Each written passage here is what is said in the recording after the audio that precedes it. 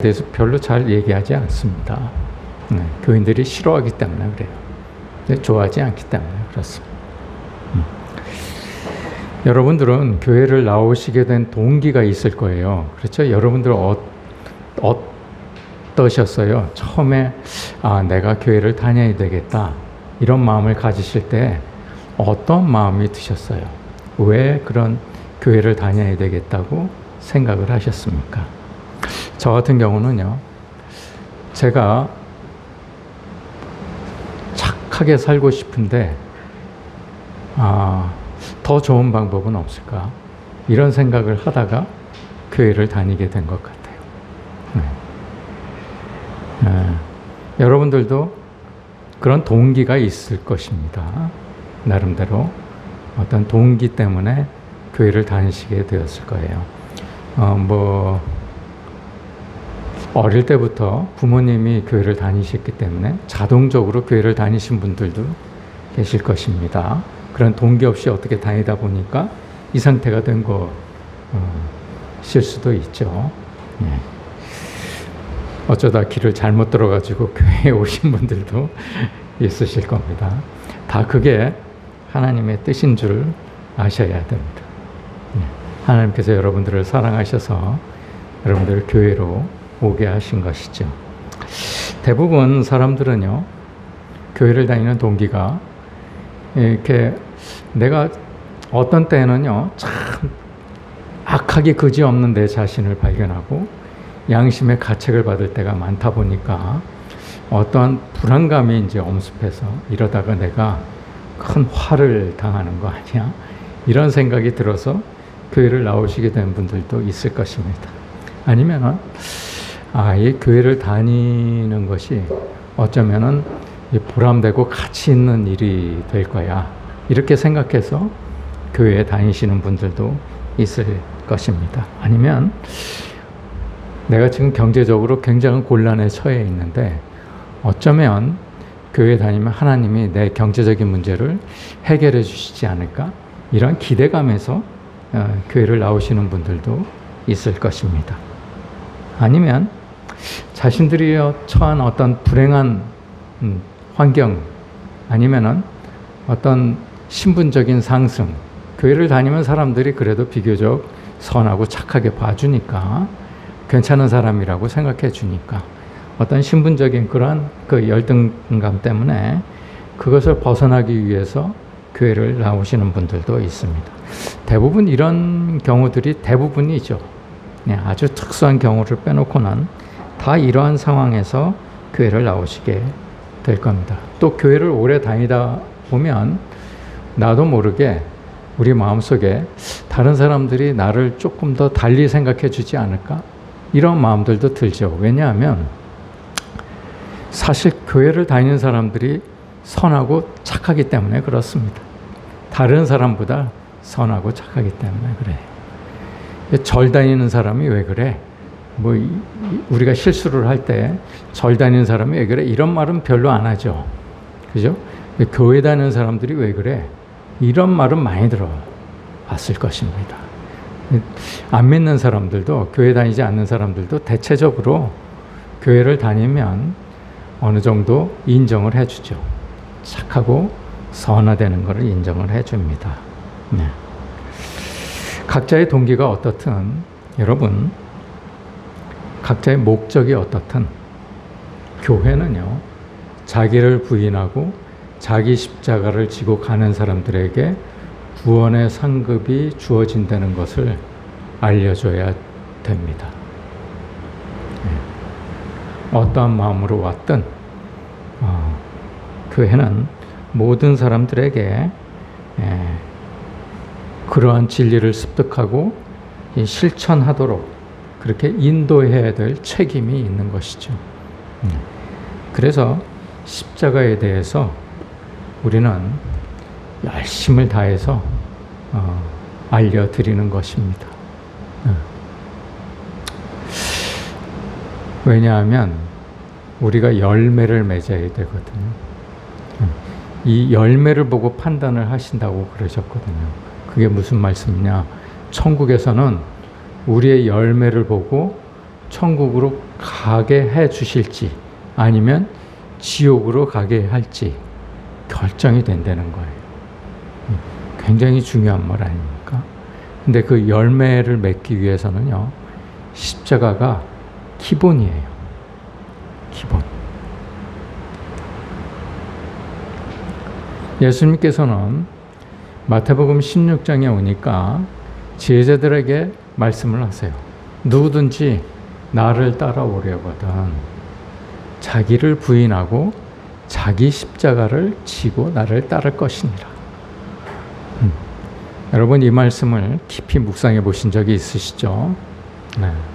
자기를 부인하고 자기 십자가를 지고, 이 말이 같은 말입니다. 자기를 부인한다는 말하고 자기 십자가를 진다는 말하고 같은 말입니다. 죽는다는 얘기예요. 네. 옛날에 그 로마 점령지에서는 십자가 처형이라는 게 있었습니다. 아주 극악무도한 신창원 같은 사람들에게 주어지는 살인형이죠. 예. 사형을 얘기합니다. 사형. 우리나라도 사형 제도가 없어지진 않았죠. 실제로 사형을 하지는 않습니다. 그러나 사형 제도가 없어지지는 않았어요. 미국은 아직도 사형 제도가 있습니다. 그래서 과거에는 교수형을 처했지만 지금은 전기 의자에 앉히거나 약물을 투입해서 죽입니다.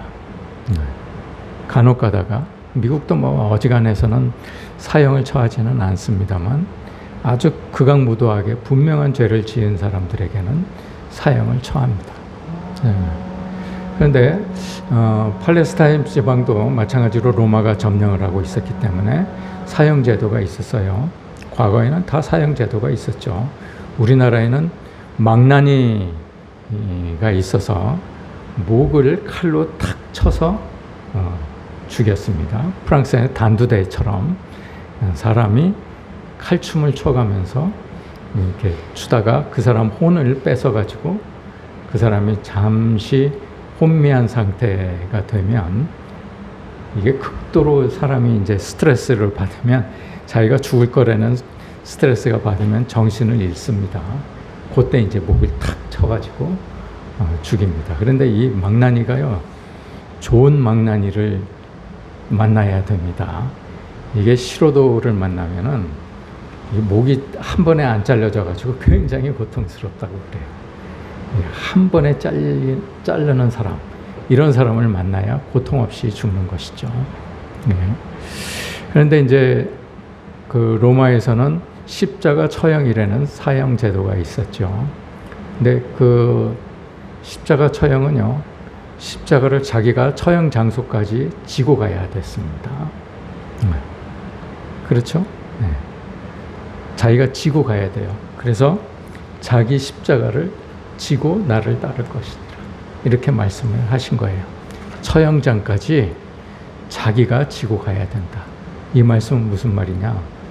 자기를 부인하고 자기를 죽이는 일은 내가 해야 된다는 얘기. 누가 해주는 게 아니에요. 회개도 자기가 해야 되는 거죠. 남이 회개시켜 주도록 도와주는 게 아닙니다. 그렇죠? 네. 자기가 해야 되는 거예요. 자기를 부인하고 자기 십자가를 지고 나를 따를 것이니라. 이건 내가 해야 되는 일이에요. 남이 도와줄 수 없는 일입니다. 십자가가 무슨 말입니까? 십자가는요, 죽음을 의미합니다. 죽음. 여러분 부활을 하고 싶으시죠? 부활. 예, 부활을 믿으시죠? 근데요, 죽지 않은 사람에게는 부활이 없어요. 여러분, 부활을 다른 말로 우리는 거듭남이라고 얘기를 합니다. 거듭남이요, 자기를 죽지 않는 사람에게는 거듭남도 없습니다. 죽음이 무엇입니까? 무엇을 죽음이라고 합니까? 육신의 생명이 끊어지는 걸 얘기합니까? 물론 그것도 죽음이라고 얘기할 수 있죠. 그런데요, 본질적인 죽음은 존재가 완전히 없어지는 것을 얘기합니다. 자기의 존재가 없어지는 것을 얘기합니다. 이렇게도 설명을 할 수가 있어요. 종이 주인 앞에서 자신의 존재를 부인하는 것과 같습니다. 우리는요, 뭐 그런 시대를 살지를 않아서 종과 주인의 관계를 잘 이해하지 못합니다. 뭐 그게 무엇인지는 알기는 알지만 그걸 이렇게 피부적으로 이렇게 느끼지는 못해요. 과거에 우리나라는요, 양반과 상인의 비율이 거의 5대 95였습니다. 거의 대부분이 상인이었죠. 양반이 아니었습니다. 종과 자유인의 차이는요, 자신의 존재가 있느냐 없느냐의 차이입니다. 자기의 뜻과 의지가 전혀 소용이 없는 상태가 종의 상태입니다. 종의 존재죠. 존재 자체가 없는 거예요. 자신은 그냥 주인만을 위해서 존재하는 거예요. 주인이 불로 뛰어들어가라고 그러면 불로 뛰어들어가야 되고, 물로 뛰어들어가라고 그러면 물로 뛰어들어가야 되는 그런 상황인 것이죠. 그래서 종이라는 것은 죽음이라는 것은 자신의 존재를 종처럼 완전히 부인하는 것을 말하기도 합니다. 부활은요, 이 죽음을 경험한 사람이 죽음을 이겨내고 다시 사는 것을 얘기하는 것이죠. 성경은요, 죽은 자에게 생명이 주어진다고 얘기를 합니다. 죽은 자에게. 그래서 역설적이게도 죽으면 삽니다. 정확하게 얘기하면 죽은 사람만 삽니다. 죽은 사람. 그래서 자기를 부인한다는 말은 자신의 존재의 죽음을 의미합니다. 여러분, 이게 누굽니까? 누구라고 생각을 하세요? 이 십자가를 지고 가는 사람이 있죠. 예수님이라고 생각하세요? 이게 나입니다. 내가 이렇게 지고 가야 되는 거예요. 십자가를. 처형장까지 지고 가야 되는 거예요. 이게 굉장히 어렵습니다. 여러분, 통나무 한번 메어보셨나요? 사무엘은 있을지 모르겠어요.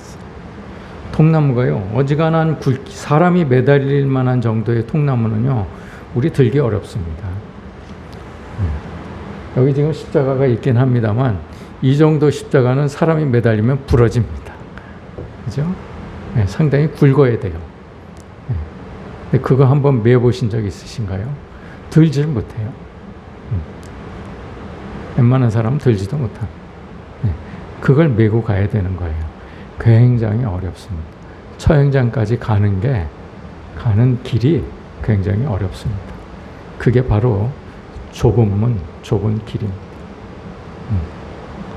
자기를 죽인다는 말은 그만큼 어렵습니다. 여러분, 우리가 이제 찬송가 반주기를 통해서 우리가 찬송을 도움을 받습니다만, 아까 200장 찬송하는데 웬 여자가 찬송을 하는데 자기 생각으로 자기 음정에 맞춰서 부르는 거예요. 은혜가 되질 않습니다. 이게 찬송가가요, 그 찬송가를 작곡한 사람이든 작사한 사람이든 어떤 영성으로 그걸 작곡을 하고 작사를 하는 것이지 그냥 일반 노래처럼 그렇게 작곡하는 게 아닙니다. 그래서 어떠한 기본적인 음정이 필요해요.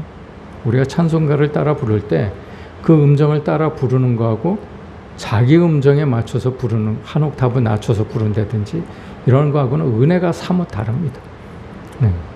근데 자기 뜻대로 부르는 거예요. 자기 뜻대로. 예. 우리는요, 전부 그렇게 삽니다. 세상을 자기 뜻대로 살아요. 자기가 옳다는 거예요. 내가 가지고 있는 지식, 지혜대로 사는 삶을 정당하다고 생각하는 거죠. 그게 옳다고 생각하는 거예요. 그래서 다른 사람에게도 자기 생각을 강요하는 겁니다. 너 그렇게 하면 안 돼. 이 얘기죠. 네가 틀렸어.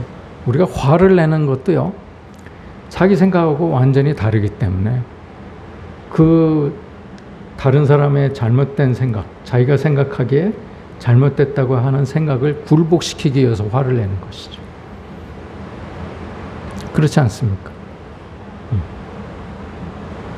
그런데 예수님은요, 자기를 부인하라고 그러셨어요. 자기 생각, 지혜, 지식, 경험, 내가 경험해 보니까 이건 아니야. 이런 생각을 완전히 지우라고 얘기를 하십니다. 이렇게 십자가를 지고 처형장까지 가야 되는 것이죠. 이 십자가는요, 예수님이 지는 게 아니에요. 내가 지는 거예요. 내가. 근데 우리는 배운 게 있어서 죽어야 된다고 생각은 합니다. 내가 그리스도인이기 때문에 죽어야 돼. 이렇게 생각을 합니다. 그런데 실제로 죽지 않아요. 어떤 제한적인 상황에 딱 다다르면요, 그냥 나도 모르게 말이 탁 튀어나오는 거죠. 화가 탁 튀어나오기도 하고, 그렇습니다. 우리는요, 죽는다고 골백 번도 더 얘기를 하면서 죽은 채 하는 것입니다.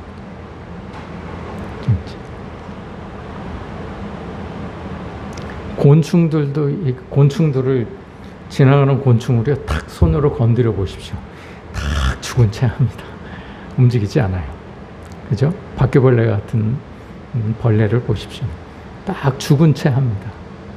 절대로 죽은 게 아니에요. 다시 말하지만 부활이란, 여러분들이 부활을 원하신다면 부활은 내가 완전히 죽고 새로운 모습으로 다시 태어나는 것을 의미합니다. 죽지 않는 사람들은 부활도 없습니다. 거듭남도 마찬가지고요. 일단 죽으면요, 죽은 사람에게는 천국이 주어집니다. 이 땅에 살면서도 천국이 주어지는 거예요. 천국을 경험하게 되는 놀라운 은혜가 있게 됩니다. 예수님께서도 본을 보이시지 않으셨습니까? 예수님과 우리가 다른 점은요, 예수님은 죄가 없으신데도 죽으신 거고, 우리는 죄가 너무나 많은데도 안 죽는 게 다른 것이죠. 우리가 구원에 이르는 믿음을 가지려면 일단 거듭나야 됩니다.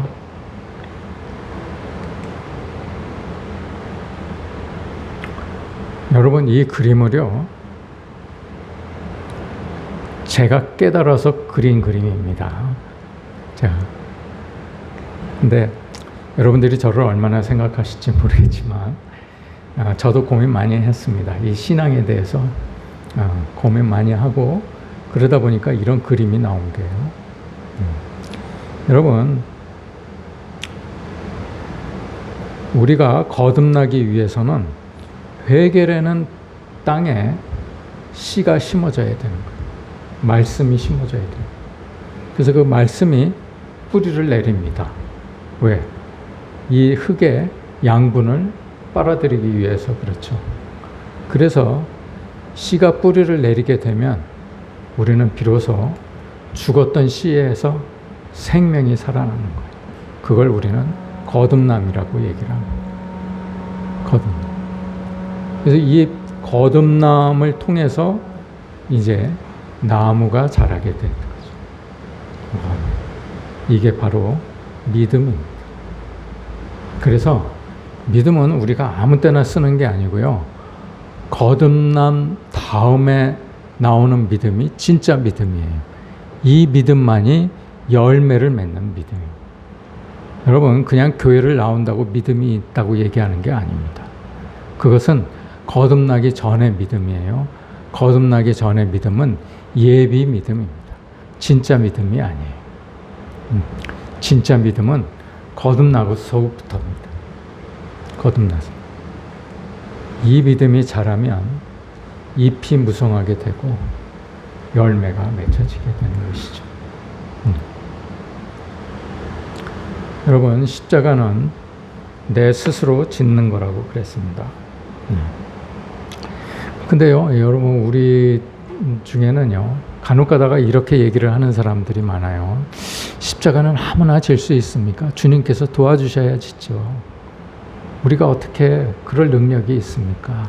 그렇게 얘기하는 사람들이 있어요. 회개도 마찬가지입니다. 회개 아무나 하나요? 하나님께서 도와주셔야 하죠. 이렇게 얘기하는 사람이 있습니다. 그런데 여러분, 성경을 보십시오. 십자가 지는 거하고 회개는요, 절대로 도와주겠다는 말씀이 없으세요. 내가 해야 되는 일이에요.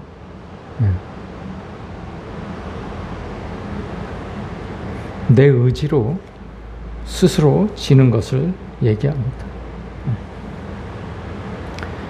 아마도 그게 우리 힘으로 할 수 없는 일이라면 주님께서 너 내가 도와줄 테니까 네 십자가를 져라. 내가 뒤에서 들어줄게. 이렇게 얘기를 하셨을 것입니다. 그런데 성경 어디를 봐도요, 내가 도와줄 테니까 너 회개하라. 내가 도와줄 테니까 너 십자가를 지라. 이 말이 없어요. 이 말씀이 없어요. 이건 내가 해야 되는 일이에요. 죽었다 깨어나도 내가 져야 되는 일이에요. 네. 주님은 나를 따라오려거든 자기를 부인하고 내 존재를 무시하고 죽여라. 자기 십자가를 지고 나를 따르라고 그러셨습니다. 그것까지 내가 해야 되는 일이라고 그래요. 세례 요한하고 예수님이요, 이 땅에서 사역을 제일 먼저 처음 시작하실 때 제일 먼저 하신 말씀이 무엇입니까? 회개하라. 회개하라. 뭘 회개하라는 거예요? 내 잘못을 뉘우치라는 얘기입니까? 아니요. 하나님을 떠난 삶에서 하나님께로 돌아오라는 얘기. 돌아오라. 슈브. 돌아오라. 이게 회개입니다.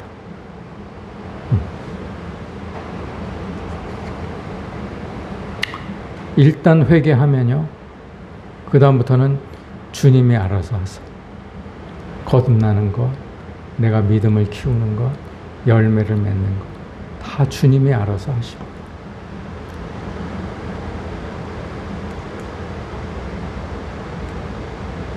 여기서 씨앗이 이 흙에 떨어져 가지고요, 뿌리를 내리는 거는 내가 해야 되는 일이에요. 그런데 일단 뿌리만 내리면 나무가 자라고 잎이 무성하고 열매가 맺는 것은요, 하나님이 해주시는 겁니다. 내가 하는 일이 없어요. 하나님이 알아서 해주세요. 여러분, 거듭남에 이르기 위해서는 회개가 꼭 필요하죠. 회개라는 절차가 꼭 필요합니다. 일단 탕자가 자기 아버지 집을 떠나서 허랑방탕하게 생활을 합니다. 그죠? 그게 지금 우리의 상황이에요.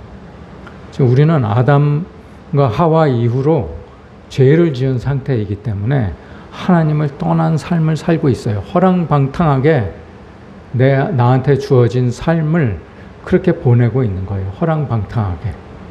네. 그러다가 어느 날인가 여러분들이 깨닫게 되죠. 아, 내가 돌아갈 곳은 아버지 집밖에 없구나. 이렇게 생각하고 돌아서는 거예요. 일단 돌아서면요, 하나님께서 뛰어나오세요. 버선발로. 그 다음부터는 새 옷을 입히고 가락지를 끼워주는 건 누가 하시는 겁니까? 하나님께서 해주시는 거예요. 하나님께서. 돌아서는 게 어려워요. 아, 내 아버지 집밖에 내가 돌아갈 곳이 없다. 요거는 내가 결정을 해야 되는 거죠. 내가. 그래서 내 혼이 결정을 하는 것이죠. 그거를 혼의 구원이라고 얘기를 한다고 그랬습니다.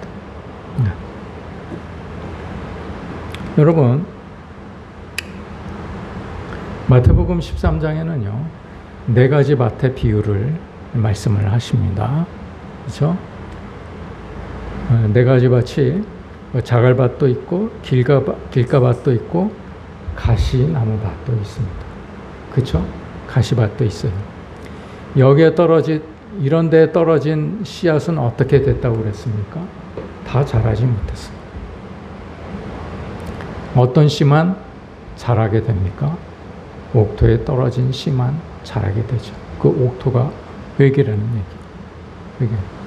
마태복음 13장은요, 여러분, 많은 사람들이 오해를 하는데, 여러분, 길가밭, 자갈밭, 가시밭을 잘 기경하고 갈아엎어서 옥토를 만들라는 얘기가 아니에요. 많은 사람들이 착각을 합니다. 여러분, 제가 이걸로 이 13장으로 논문을 썼는데요. 심판의 얘기입니다. 심판 때 자갈밭인 사람들은 지옥에 갑니다. 길가밭인 사람들은 지옥에 갑니다. 가시밭인 사람들은 지옥에 갑니다. 세상 재물에 어두워서 세상 물욕에 어두운 사람들, 이런 사람들 다 지옥에 간다는 얘기예요. 옥토를 가지고 있는 사람만 천국에 간다는 얘기입니다. 그리고 이건 마태복음 13장은요, 주님이 우리에게 이렇게 하라고 권면하시는 말씀이 아니에요. 심판의 말씀이에요.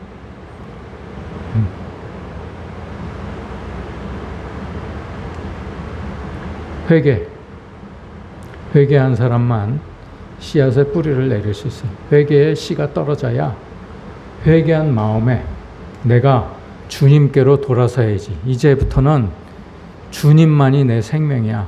나의 모든 것이야. 라고 쉬우부한 사람, 돌아선 사람, 이런 사람들에게 말씀이 떨어져야 거듭남에 이른다. 이런 사람들한테 말씀이 떨어져요. 그렇지 않고서 백날 말씀이 떨어져 봐야 이런 사람들은 절대로 뿌리를 내릴 수가 없습니다. 여러분들 마음이 이런 마음인지 잘 살펴봐야 되는 것이죠. 이 옥토가 되기 위해서는 회개가 필요합니다. 꼭 회개가 필요합니다. 그런데 회개를 했는지 안 했는지 헷갈릴 때가 많아요. 우리가 살 때. 그렇죠? 어떻게 압니까? 내 안에 십자가가 있는지 없는지 보면 압니다. 내가 원하는 대로 사는지, 아니면 내가 원하지 않고 성령의 의지에서 사는지 보면 됩니다. 귀찮은 일, 더러운 일, 이런 것을 내가 피하면서 사는지, 내가 성령의 의지에서 주님께서 나를 이끄시는 대로 사는지, 이걸 보면 된다는 거예요. 그래야 내가 회개한 마음인지 아닌지 알 수 있습니다. 그래야 거듭남에 이르고, 거듭남에 이르는 믿음만이 성령의 열매를 맺을 수가 있죠. 이 열매가 있어야 천국에 가는 것. 이걸 구체적으로 주님께서 말씀을 해주시죠. 사랑, 희락, 화평, 오래 참음, 자비, 양선, 충성, 온유, 절제, 이 9가지 열매가 이런 사람들에게는 동시에 열리게 되는 것이죠. 그래서 가장 중요한 거는, 가장 근본적으로 먼저 우리가 제일 먼저 시작해야 될 게 바로 십자가를 내가 질 것이냐 말 것이냐. 우리는 이미 주님께로 돌아서기로 했잖아요. 그렇죠? 그래서 교회에 나오는 거 아닙니까? 제일 먼저 해야 될 일은 십자가를 지는 일입니다. 회개는요, 여러분, 일생에 한 번만 하는 겁니다. 여러분, 그런 말 많이 들어보셨죠? 우리한테는 회개라는 무기가 있어. 그래서 우리가 잘못을 저지르고 회개하면 하나님께서 다 용서해 주셔. 이런 말 많이 들어보시지 않으셨나요? 네. 너무 어처구니가 없는 말입니다. 회개는요, 일생에 한 번 하는 것. 내가 죽게 사탄에게 매여있던 사탄의 종인 신분에서 내가 돌아서는 것. 돌아서서 내 아버지 집으로 가는 것. 이게 회개거든요. 회개는 일생에 있어서 딱 한 번 하는 겁니다. 두 번이 있을 수가 없어요. 내가 돌아섬을 왜 자꾸 반복을 하겠습니까? 한 번밖에 없어요.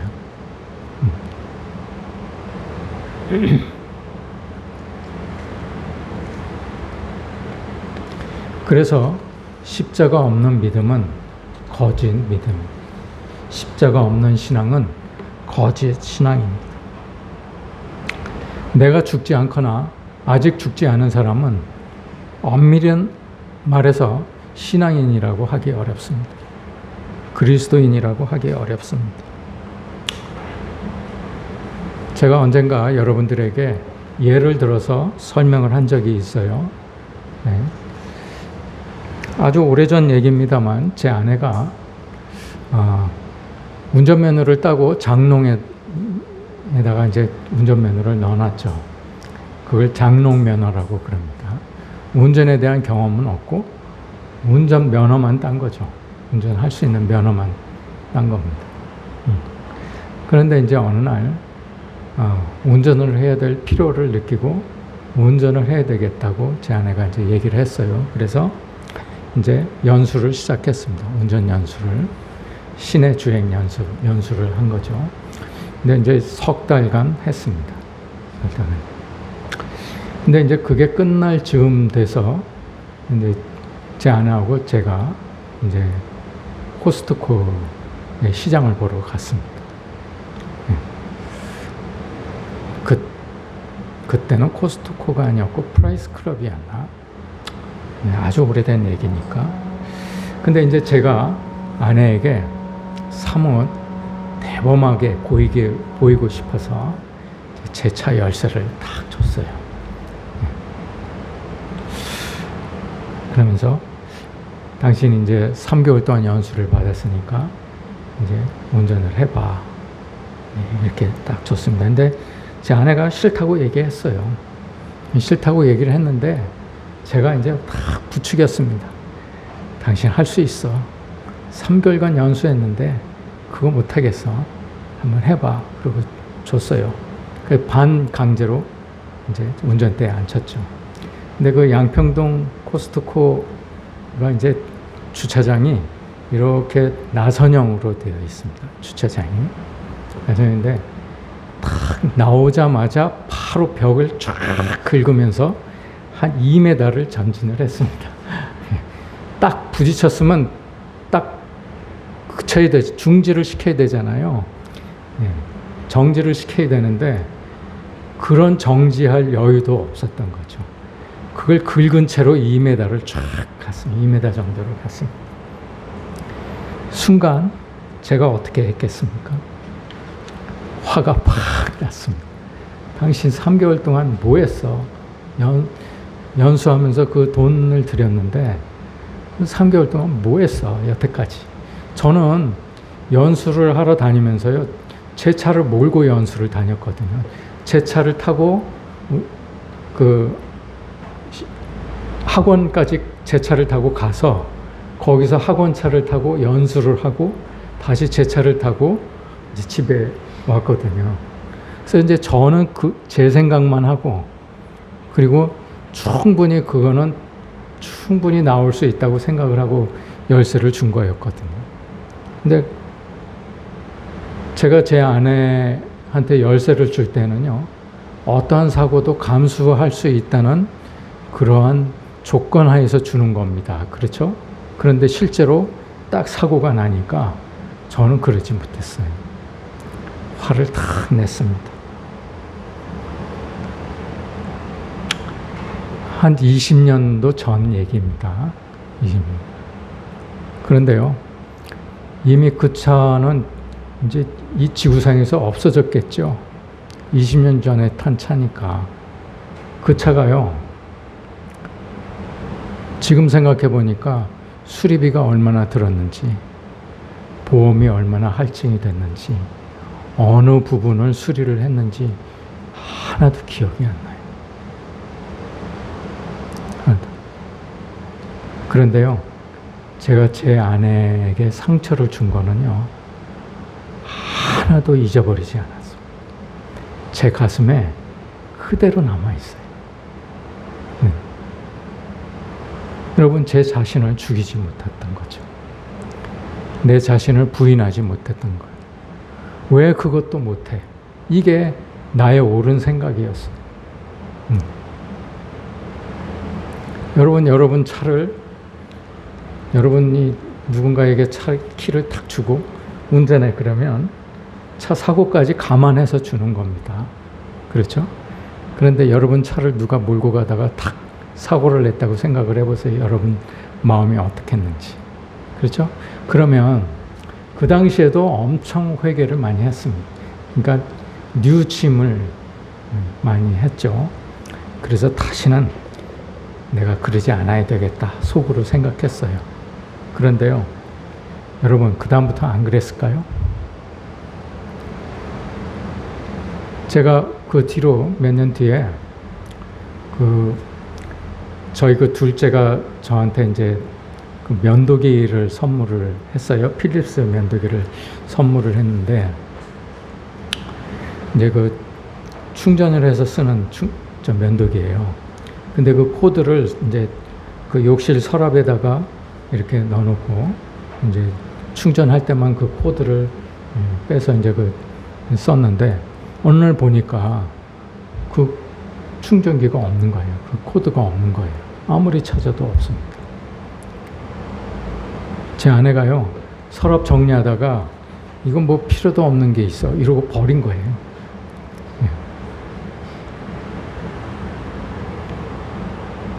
여지없이 제 본성이 드러났습니다. 왜 물어보지도 않고 버려? 이러고 화를 냈죠. 그러고는 제가 다시 구입을 해서 이제 돈을 들여서 썼죠. 근데요, 지금 생각해 보면 그 코드가 얼마였는지 기억이 전혀 나질 않습니다. 얼마 주고 다시 샀는지 기억이 전혀 나질 않는 거예요.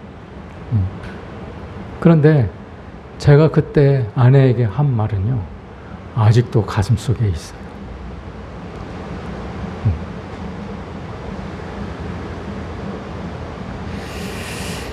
여러분, 두 케이스 다, 제 본성을 감추지 못한 두 케이스 다 어떤 경제적인 손실에 대한 집착 때문에 그랬습니다.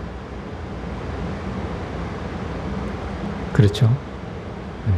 원인을 잘 따지고 보면 경제적인 손실 때문에 그런 거예요. 여러분, 그런데요, 그 경제적인 손실은요, 기억에 없습니다. 몇 년만 지나도 기억이 나질 않아요. 도대체 얼마였는지, 손해본 게 얼마였는지 아무리 생각해도 기억할 수가 없어요. 그런데 어떤 것만 기억이 남느냐? 제 아내에게 상처 준 거는요, 절대로 지워지지가 않습니다. 낙인처럼 찍혀 있어요, 가슴에. 내가 죽질 않으면 그렇게 낙인만 남아 있어요.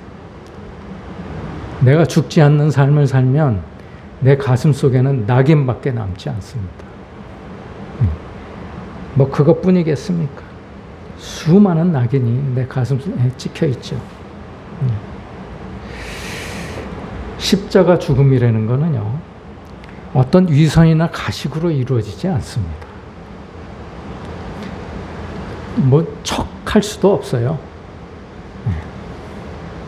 언제든지 어떤 상황에 도달하면 나도 모르게 내 본성이 가슴에서 탁 튀어나오기 때문에 그렇습니다. 숨길 수가 없어요. 십자가 죽음이란 나의 본능에 남아있던 나를 완전하게 죽이는 것을 얘기합니다.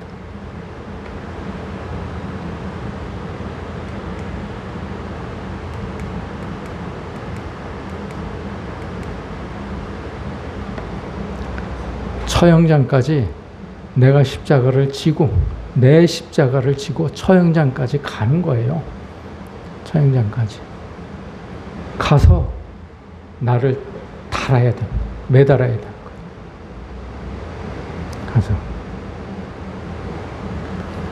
그래야 여러분들이 그리스도인이라고 할 수 있는 것입니다.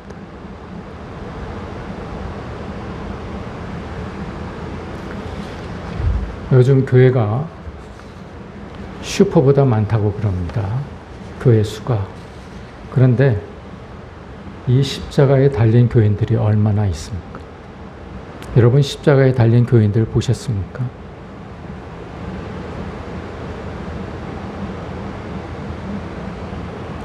우리는 어떻습니까? 저는요, 이 예석교회 목회를 하면서 엄밀한 의미에서는 목회라고 하기도 어렵겠습니다만, 제가 여러분들에게 무슨 교인을 데려와라 강요하지 않습니다. 그렇죠? 전도해라 강요하지 않습니다. 몇 안 되지만 저는 여러분들에게 정말 진리를 알려드리고 싶어요. 그런데 몇 안 되는 교회인데다가 진리도 여러분들 안에 없으면 저는 너무 억울하지 않습니다. 여러분들 마음속에 십자가가 없다면 저는 헛고생하는 거죠. 저는 일주일 내내, 요즘에 할 일도 없어가지고요, 일주일 내내 이 설교만 생각해요. 거의 제가 이제 월요일에서 수요일까지는 조금 저한테 제 자유를 줬어요. 그래서 이제 사진을 찍으러 다닙니다. 언젠가는 우리 교회에다가 이렇게 사진전을 이렇게 한번 해볼 수 있지 않을까? 제가 그런 실력이 될지 안 될지는 모르겠습니다만, 여러분들에게 한 점씩 주고 싶어요. 제가 이제 괜찮은 사진들을 한 점씩 주고 싶어요. 이 사진을 이제 찍으러 다니면서도 설교를 생각합니다. 어떻게 하면 우리 교인들이 십자가를 질 수 있을까? 이거 몰두해요. 거의 일주일 내내 몰두를. 놀러 가도, 제가 어딜 가도, 취미 생활을 해도 제 생각의 한편은 온통 이 생각밖에 없어요. 그런데 만약에 여러분들 마음속에 십자가가 없다, 그러면요, 저는 헛고생하는 거 아닙니까? 일주일 내내 헛짓한 거잖아요. 그러면 저를 위해서 십자가를 지는 얘기가 아니에요. 여러분들을 위해서 십자가를 지는 얘기입니다. 자기 십자가를 지고 여러분들의 처형장까지 가십시오. 여러분들의 십자가를 지고 여러분들의 처형장까지 가셔야 됩니다. 그래야 여러분들이 구원을 얻을 수 있어요.